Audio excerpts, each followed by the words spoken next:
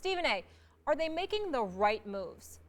Well, listen, I think they're making the right moves in terms of Brandon Marshall because, again, if you don't have a quarterback, you got a problem. Ryan Fitzpatrick obviously had a very, very good year the year before last. This year, in part due to how the Jets handled things, particularly in training camp and what a holdout they allowed them to be and how they left so many things dangling, really disrupted their rhythm, their flow, their momentum. And as a result, that, as far as I'm concerned, that relatively sabotaged their season. Ryan Fitzpatrick comes in late in training camp. Ultimately, he takes a while to get going. You look at Eric Decker, he goes down. Matt Forte wasn't the running back that you wanted him to be. The offensive line wasn't what it used to be, particularly with the retirement of DeBrickashaw Ferguson. So you take all of those things into account. Remember, Nick Mangold is not going to be back now. But you got to take into account all of those things that were transpiring. So ultimately, it led to acrimony. Remember, your quarterback who was vying for the starting job got his jaw broken because he stupidly got in the face of a 250-pound linebacker he owed money to, if you can believe that. I'm talking about Geno Smith here, obviously.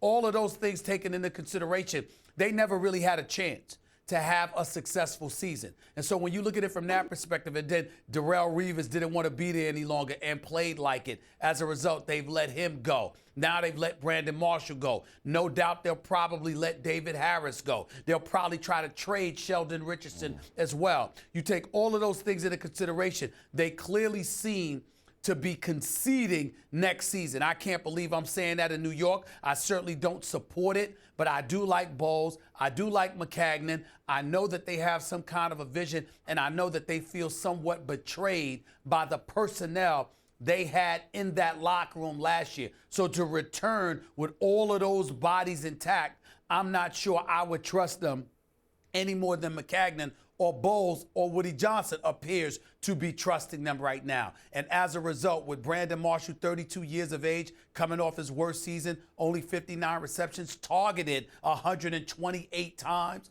and still putting up those paltry numbers, that wasn't about his talent because we all know he could play. It was about what he was playing with. He's never been in the playoffs before. He's 32 years of age. He's not going to be an asset to that locker room because he doesn't want to be a part of a rebuilding project. So I think it was the right decision to let him go. Of course it was the right decision to let him go, and I do support it. Unlike you, Stephen A., the Jets, I don't care, the New York, wherever they're from, as Bill Polian said, Cleveland, it doesn't matter. When it's time to tear it down and start again, do it. Look, Branch Rickey, who might be the greatest GM of all time, helped integrate the major leagues by bringing Jackie Robinson to the Dodgers in 1947.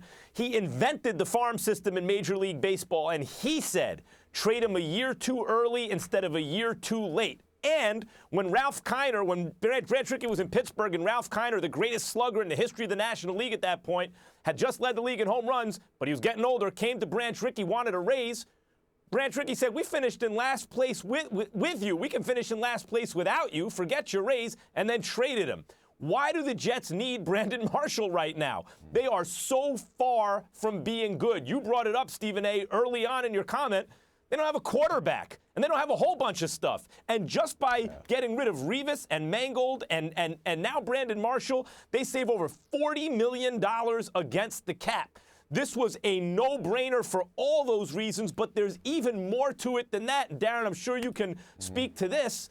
When you talk about a locker room, veterans, particularly those who are dying to get to the playoffs, who make a lot of money on a team they know aren't going anywhere, how does that go over? Do they come to work happy every day? It doesn't go over. For so many reasons, this move had to be made. I'm Max Kellerman. Thanks for stopping by. Before you go, hit the button below to subscribe to our YouTube channel so you never miss a moment of me taking down Stephen A. Smith.